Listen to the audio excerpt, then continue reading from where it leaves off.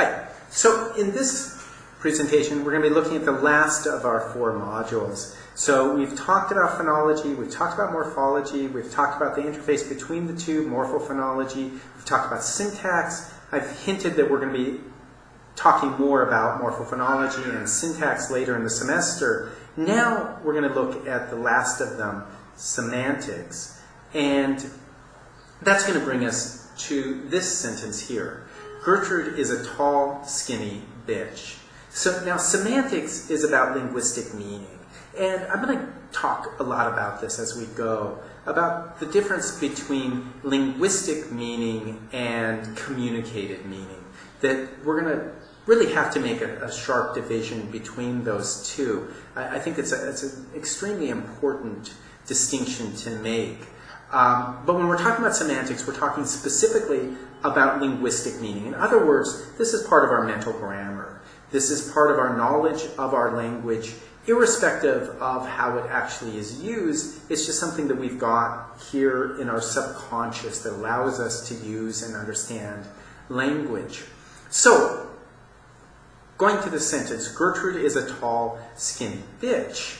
Now, you can interpret that, and it is actually probably moderately ambiguous, in the sense that bitch can mean more than one thing, right? And so, of course, we have to know what we mean by bitch in this sentence. And I'm going to say, let's take it for granted that we're not talking about a dog, okay? So, in this case, Gertrude is not, for example, the cross between a greyhound and a Great Dane, right? Now that would make it a tall, skinny bitch, between, in the dog sense of bitch. But let's assume that Gertrude is a human.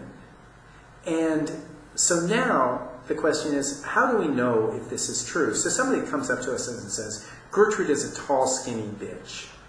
Well, how would we determine whether the person is telling us the truth or not? In other words, what would we not want to know about the world in order to determine that? And I'll give you a little bit of a hint here. Obviously, some of it is going to involve the word level.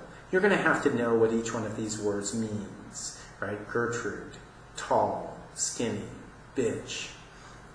But you're also going to have to know something about the way that they combine together, right?